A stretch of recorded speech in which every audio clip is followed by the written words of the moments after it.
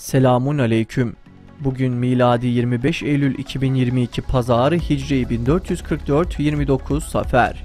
Günün ayeti. Andolsun iblis kendileri hakkında zannını doğrulamış oldu, böylelikle iman eden bir grup dışında ona uymuş oldular. Günün hadisi. Helali talep etmek ve aramak her Müslümana farzdır. Tarihten haberdar olmak için tarihte bugün neler yaşandı hep birlikte bakalım.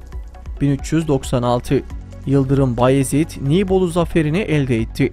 Nibolu Savaşı Osmanlı ordusunun Macaristan, Roma, Cermen İmparatorluğu, Fransa, Eflak, Lehistan, İngiltere Krallığı, İskoçya Krallığı, eski İsviçre Konfederasyonu, Venedik Cumhuriyeti, Cenova Cumhuriyeti, Sancön şövalyeleri askerlerinden oluşmuş bir Haçlı ordusuyla Tuna Nehri üzerinde bulunan Nibolu Kalesi yakınlarında yaptığı ve Osmanlı'nın zaferiyle sonuçlanmış bir savaştır.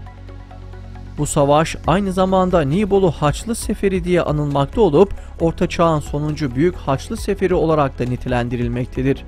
1561 Kanuni Sultan Süleyman'ın taht kavgası nedeniyle İran'a sığınan oğlu Şehzade Bayezid oğullarıyla beraber idam edildi.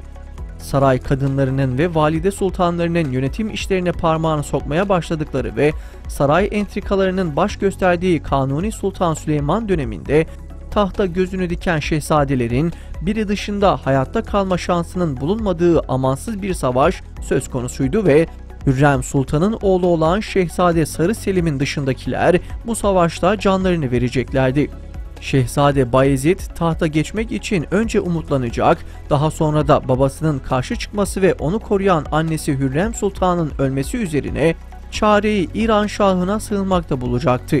Ardından İran Şahı ile yapılan anlaşma sonucu Bayezid gelen cellatlara teslim edilerek bütün oğullarıyla beraber boğdurulacaktı.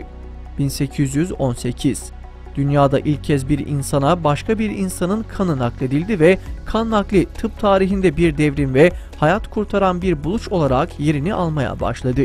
1911 İtalya Osmanlı Devleti'ne savaş ilan etti. İttihat ve Terakki Fırkası'nın kontrolüne giren Osmanlı, devlet yönetiminde gösterdiği zafiyetler sonucunda Avrupa devletlerinin iştahını kabartmış, her biri bir taraftan hücuma başlamıştı.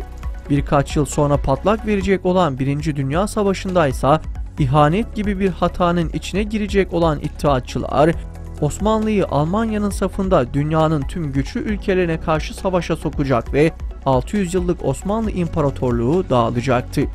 1937 İsmet İnönü başbakanlıktan çekildi. Celal Bayar kabineyi kurmakla görevlendirildi. Bu dönemde Mustafa Kemal ile arası açılan İsmet İnönü kenara çektiriliyor ve yerine başka alternatifler deneniyordu. 1950 Birleşmiş Milletler askerleri Kore Savaşı'nda Seul'u ele geçirdi.